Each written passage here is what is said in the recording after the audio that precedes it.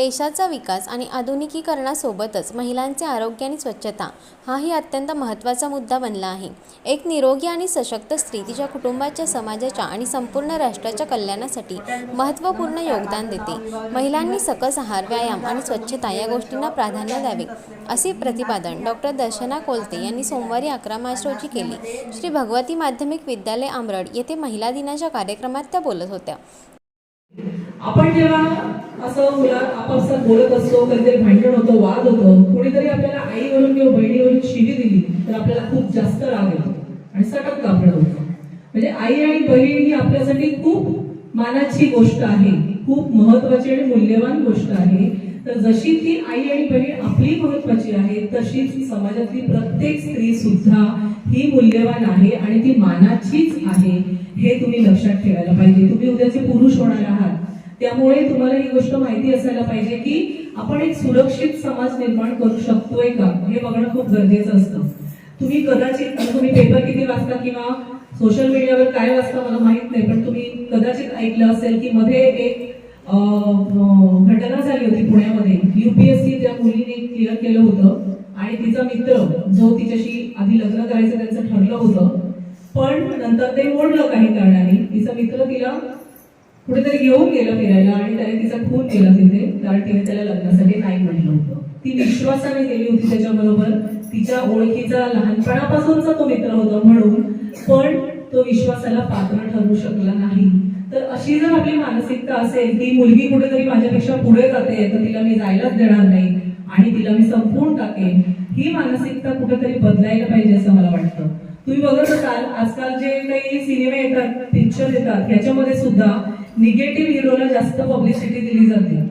असं आहे. Animal movie आला होता मध्ये, मी तर बघितला सुद्धा नाही तो, पण ती जे काही अशा प्रकारचे जे पिक्चर्स असतात, सिनेमे असतात, हे मुलांच्या मनावर उलट परिणाम करणारे असतात. तर त्यांचे आदर्श आपल्याला ठेवायचे नाही, हे तुम्ही लक्षात घ्यायला हवं. आदर्श आपल्या समोर असतात, आपल्या आजूबाजूला असतात, ते ठेवणं गरजेचं आहे. म्हणजे उद्या समजा असं कधी झालं की रात्रीची वेळ आहे, तुम्ही 14 जण मुलगी कुठेतरी फिरायला गेलाय, बाहेर आहात आणि एखादी मुलगी रस्त्यावरून एकटीच चाललीये, तर तिला तुमची भीती वाटावी की तुम्ही आहात याचा तिला आधार वाटावा, ह्याचा विचार तुम्ही करायला हवा. तुम्ही तिच्या ओळखीचे नसलात तरी सुद्धा इतकं सुरक्षित वातावरण जर होऊ शकेल तर मी असं म्हणेन की खऱ्या अर्थाने महिला दिन साजरा होईल असं म्हणायला हरकत नाही. तर इतर सगळ्या क्षेत्रांमध्ये महिला मुली आरामात पुढे जातात, पण हे क्षेत्र आहे जिथे सुरक्षितता येते मुलींची म्हणा किंवा महिलांची म्हणा, तेव्हा ती खूप धोक्याची होऊन जाते. आज आपल्या पोरी सुद्धा लांब लांबच्या गावातून आतमधून सकाळच्या वेळामध्ये येणाऱ्या असतात. कधी कधी बराच असा मधला रस्ता असतो जिथे कोणी नसतं मध्ये आजूबाजूला, म्हणजे तिथे अगदी आपण म्हणू की जनावरांची पण भीती असू शकते आणि माणसाची पण भीती असू शकते. अशा वेळेला तुमचे ग्रुप असतील तर त्यावेळेला तुम्ही हा विचार करायला नको की मी ह्या मुलीबरोबर कसा जाऊ आणि मी या मुलग्याबरोबर कशी जाऊ. तर त्यावेळेला तुम्ही समवयस्क आहात, तुम्ही एकमेकांचे सहकारी आहात, या अर्थाने तुम्ही एकमेकांच्या बरोबर राहिलं पाहिजे आणि एकमेकांना सपोर्ट केलं पाहिजे. तर ते सुरक्षित वातावरण आपण तयार करू शकतो असं मला वाटतं. जेव्हा अगदी म्हणजे मला आठवतं की आम्ही जेव्हा 10वीला अभ्यास करायचो, आमची मुंबईमध्ये खूप घरं लहान असायची, म्हणजे 10 बाय 10च्या घरामध्ये 6 जणांच्या कुटुंबामध्ये अभ्यास करणं कठीण असायचं. अशा वेळेला आमच्या एका सरांनी आम्हाला जागा उपलब्ध करून दिली होती, पण तिथे आमच्याबरोबर आमचे मुलगेच जे सहकारी होते ते मित्र आमचे थांबायचे, त्यामुळे आम्हाला रात्री 10-10 वाजेपर्यंत अभ्यास करता यायचा. पालक निर्धास्त होऊन आम्हाला पाठवायचे आणि त्यांच्याबरोबर घरी यायला द्यायचे, त्यामुळे अभ्यास करता आला आणि त्याच्यामुळे 10वी मधलं यश जे काय ते मिळवता आलं. त्यामुळे असं एकत्रित राहणं, एकत्रित अभ्यास करणं हे खूप महत्वाचं आहे, हे लक्षात घ्या. शाळेचं एक वय असतं जेव्हा मुलगी आणि मुली यांच्यामध्ये भरपूर वाद असतात किंवा त्यांच्याकडे नको द्यायला, ह्यांच्याकडे नको द्यायला, ह्यांच्याशी बोलायचं नाही, तिच्याशी बोलायचं नाही, तर हे असायला नको. आपण सगळे एका कुटुंबाचे घटक आहोत हे लक्षात ठेवून आपण वागायला पाहिजे असं मी खास करून सांगेन आजच्या दिवशी.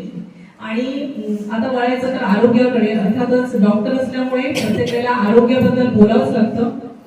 तर आरोग्य बोलायचं म्हटलं तर भरपूर बोलण्यासारखं आहे. महिलांच्या आरोग्याबद्दल बोलण्यासारखं आहे, मुलांच्या आरोग्याबद्दल, मुलींच्या आरोग्याबद्दल. पण या सगळ्याला एक समान म्हणून काही बोलायचं झालं तर मी असं म्हणेन की 3च गोष्टी मी आता फक्त इथे सांगेन की ज्या आरोग्याची गुरु केली आहे. पहिली गोष्ट म्हणजे आहार, दुसरी गोष्ट म्हणजे व्यायाम आणि तिसरी गोष्ट म्हणजे स्वच्छता. किमान ह्या 3 गोष्टी जरी आपण सांभाळल्या तर आपले आजार आपण एक 50% कमी करू शकतो हे आपण लक्षात घ्यायला पाहिजे. आहार काय असायला पाहिजे हे मला सांगायला नको, पण आपण आता किती आरोग्यदायी आहार घेतोय आणि किती फास्ट फूड घेतोय याचा विचार तुम्ही करायला पाहिजे. म्हणजे शहरांमध्ये जेव्हा आम्ही लहान होतो तेव्हा शाळेच्या बाहेर जे फेरीवाले असायचे त्यांच्याकडे जास्तीत जास्त चिंचा, बोरं, आवळे हे विकायला असायचं. आता काय असेल, काय काय असतं म्हणजे लेस, कुरकुरे, पाकिटं आणि कसली कसली हे सगळं त्याच्यामध्ये असतं. तर ह्याच्यामुळे कुठेतरी आपल्या तब्येतीवर परिणाम होत चाललाय. म्हणजे आम्ही पूर्वी म्हणायचो की शहरातल्या मुलांमध्येच लवकर आजार होतात, वजन वाढतात, ब्लड प्रेशर लवकर चालू होतं. तर असं राहिलेलं नाही, ते खेड्यातल्या मुलांमध्ये सुद्धा आता चालू झालेलं आहे. म्हणजे आज 20 वर्षाच्या मुलांमध्ये सुद्धा आम्हाला ब्लड प्रेशरचे पेशंट दिसतात, डायबिटीस असणाऱ्या मुली दिसतात. तेव्हा मला खरंच भीती वाटते की आपण नक्की कुठे चाललोय. त्यामुळे आपण काय खातो हे बघणं गरजेचं आहे आणि ती जबाबदारी बऱ्याच प्रमाणामध्ये आपल्या माता पालकांवर आहे, आईवर आहे की आपलं मूल काय खात आहे, काय करतंय हे महत्वाचं आहे. ते शाळेमध्ये काय घेऊन जात आहे, पैसे घेत आहे तर ते पैसे कुठे वापरत आहे हे बघणं खूप गरजेचं झालेलं आहे. घरात समजा आपण आपला पौष्टिक साधे चणे, शेंगदाणे ह्या गोष्टी जरी छोट्या छोट्या डब्यांमध्ये समोर भरून ठेवल्या जे मूल घेऊन खाऊ शकेल तर ती एक सवय लागली त्याला, तर मग ते इतर बाहेरचं वर खाणं तेवढंसं खाल्लं जाणार नाही. ज्यांना शक्य आहे ते काजू बदामही वापरू शकतात, पण चणे शेंगदाणे काही महाग नसतात, गुळ महाग नसतो, शेंगदाण्याचा लाडू महाग नसतो. ह्या गोष्टी जर आपण मुलांना दिसतील आणि मिळतील अशा ठिकाणी ठेवल्या आणि त्याने ते चालू केल्या एकदा खायला तर त्याची हळूहळू त्यांना गोडी लागू शकते. असं आहे आपल्या निसर्ग. आपण इतके समृद्ध आहोत कोकणामध्ये, सिंधुदुर्गामध्ये की आपल्या आजूबाजूला एवढं सगळं आरोग्यदायी पसरलेलं आहे, पण आपल्याला त्याची कदर नसते. आंब्याच्या सीझन मधला आंबा हा व्हिटॅमिन ए चा खूप मोठा सोर्स आहे. म्हणजे ते असं पूर्वी आम्ही म्हणायचो की 2 महिने मुलाने पोटभर आंबे खाल्ले तर पुढच्या वर्षभराचं अजीवन सत्व त्याला मिळतं, पण आता ते खरोखर होतंय का हे आपण बघायला पाहिजे.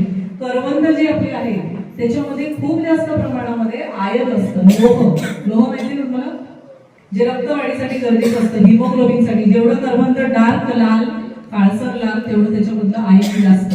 पण आताच्या मुलांना करवंद मिळेल अशी झाली आणि मिळत असली तर ते खाईन अशी झाली. तर आपला निसर्ग सुद्धा कुठेतरी ऱ्हास होत चाललाय. तो एक वेगळा विषय आहे, त्याच्यात मला आता पडायचं नाही. पण हे निसर्गाने आपल्याला दिलेले पदार्थ आहेत जे आपण विसरत चाललोय, तर ते खाणं आणि ते आहारामध्ये असणं गरजेचं आहे. तुम्ही बघितलं असेल की तुम्ही हायवेवर गेला की दर 1-2 किलोमीटरला आपल्याला चायनीजच्या गाड्या दिसतील. तर हे चायनीज कुठेतरी आपल्या शरीरात आतापासून जे जायला लागलंय ते पोखरत जाणार आहे शरीर, हे लक्षात घ्या. कारण त्याच्यामध्ये बरेचसे केमिकल्स, आर्टिफिशियल कलर्स वापरले जातात जे आरोग्याला हानिकारक असतात. त्यामुळे त्याचा वापर कमीत कमी राहील याची काळजी घ्यायला पाहिजे. पुढचा जो मुद्दा मी म्हटलं होतं व्यायाम. व्यायामाला आपण विसरून गेलोय. आपलं नशीब आहे की आपण शाळेत आहोत, त्यामुळे निदान शाळेमध्ये पीईचा पिरियड असतो म्हणून जबरदस्ती आपल्याला शिक्षक बाहेर नेतात आणि व्यायाम करायला लावतात. घरात आपण व्यायाम करतो का? नाही. खेळतो का? खेळतो. बऱ्यापैकी मुलं अजून तुमच्या वयातली तरी खेळतात, मुली खेळत नाही. त्या घरात बसून काय करतात माहित नाही, आई सध्या भांडी पण घासायला लावत नाही, कपडे पण धुवायला सांगत नाही, कारण समानता आहे. मग तुम्ही खेळताय का? तुमच्या शरीराची हालचाल होते का हे बघणं गरजेचं आहे. अर्धा तास मुलांनी काहीतरी खेळणं गरजेचं आहे. ते जर होत नसेल, सकाळी नुसतं खेळणं सुद्धा होत नसं नाही. आता तुम्ही वयात येणारी मुलं, तुम्हाला शरीराला एक प्रकारचा डौल येण्याची गरज आहे, टोन येण्याची गरज आहे. त्याच्यासाठी तुम्हाला स्ट्रेचिंगचे व्यायाम, उठाबशा काढणं, पुशअप्स करणं, सूर्य नमस्कार हा बेस्ट व्यायाम आहे असं मी सांगेन. पूर्ण शरीराचा व्यायाम होणारा, एकही पैसा त्याला खर्च नाहीये, तुमच्या घरात तुम्हाला करता येतो, कुठेही जायची, जिमला जायची गरज नाहीये. त्यामुळे हा जरी व्यायाम म्हणजे उद्यापासून तुम्ही हे ठरवलं किमान की मी रोज सूर्यनमस्कार सकाळी घालायला लागेल, त्याच्या स्टेप्स तुम्ही बघू शकता, नेटवर, युट्यूबवर असतात, तुमच्या कुठल्याही पुस्तकामध्ये पण असतील. तेवढं जरी आपण एक अंगीकारलं तर ते तुम्ही पुढे आयुष्यभर ठेवाल. आता ज्या सवयी लावाल त्या आयुष्यभर राहतील. नंतर तुम्ही म्हणाल की आता 30 नंतर चालू करेन, तसलं काही होत नाही. त्यामुळे ती सवय आजपासून, उद्यापासून तुम्ही लावली पाहिजे. तर यावेळी व्यासपीठावर सरपंच सौ मानसी कदम, जिल्हा क्रीडा अधिकारी विद्या सिरस, संस्था अध्यक्ष आबा मुंज, सौ कल्पिता मुंज, सचिव संदीप परब, सहसचिव पांडुरंग दळवी, मुख्याध्यापक राजेंद्र राठोड, ग्रामपंचायत सदस्या संगीता मेस्त्री, सौ सुनीता नाईक, राजेंद्र शिंपी, सौ NN हरमलकर, सौ R कसालकर आदी उपस्थित होते. महिला दिनाचे औचित्य साधून घर आणि कुटुंब सांभाळताना मंगेश चव्हाण आणि विपिन भोगटे यांच्या सौजन्याने नेत्र तपासणी शिबिर घेण्यात आले होते. या शिबिरात दृष्टिदोष आढळून आलेल्या 13 विद्यार्थ्यांना आज चष्मा वाटप करण्यात आले. महिला दिनाच्या कार्यक्रमाचे औचित्य साधून आज महिलांसाठी पाककला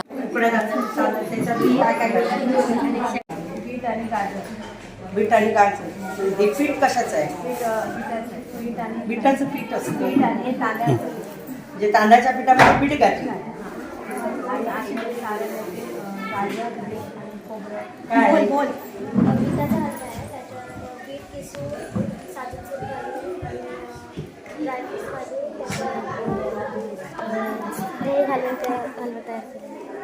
काय छान. तू केला काय? मम्मीने केला. मला नव्हतं केला. म्हणून मी काय केलं, हा बीट किसून साजूक तुपामध्ये आणि त्यात साखर घालून आणि ड्रायफ्रुट्स घालून हा बनवलेला आहे. जेणेकरून बदामसुद्धा त्यांच्या पोटात जाईल म्हणून हा पौष्टिक असं मी बीटाची वडी बनवली आहे आणि बीटामुळे रक्त वगैरे वाढण्यास खूप मदत होते. नमस्कार, माझं नाव नम्रता नारायण पाडावे. माझी शाळा माध्यमिक आमरड या प्रशालेमध्ये मी पाककला स्पर्धेनिमित्त मी तिरंगी डोसा बनवलेला आहे. त्यात मी 3 रंगाचा वापर केलेला आहे. त्यात पालेभाजी आणि गाजर, बीट आणि तांदूळ या अनेक वस्तूंपासून मी हे त्रिरंगात त्रिरंगी डोसा बनवलेला आहे. तर ते सगळ्या पालेभाज्यांपासूनच बनवले आहे. बीट आणि गाजर हे मुलांच्या आहारात रक्तवाढीसाठी रक्तशुद्धीकरणासाठी चांगला उपयोग होतो. तसंच आम्हा मोठ्या माणसांना पण त्याचा उपयोग चांगल्या पद्धतीत होतो. म्हणून गाजर आणि बीट हे मी जास्त प्रमाणात वापरून मी हा डोसा बनवलेला आहे. तसंच पालेभाज्या गाजर, पालक, हिरवा वाटाणा, भोपळी मिरची असं करून मी ते मिश्रण तयार करून त्याचं वाटण करून ते 3 रंगात मी डोसा बनवलेला आहे. नमस्कार, माझे नाव साक्षी स्वप्नील नाईक. आज आमरड हायस्कूलमध्ये महिला दिनानिमित्त पाककला स्पर्धा आयोजित केलेली होती. त्यात मी भाग घेतलेला आहे. मी नाचण्याच्या शेवया आणि रस बनवून आणलेला आहे. मी नाचणीच्या शेवया बनवल्या आहेत. आजच्या काळात पारंपरिक म्हणून रेसिपी आहे.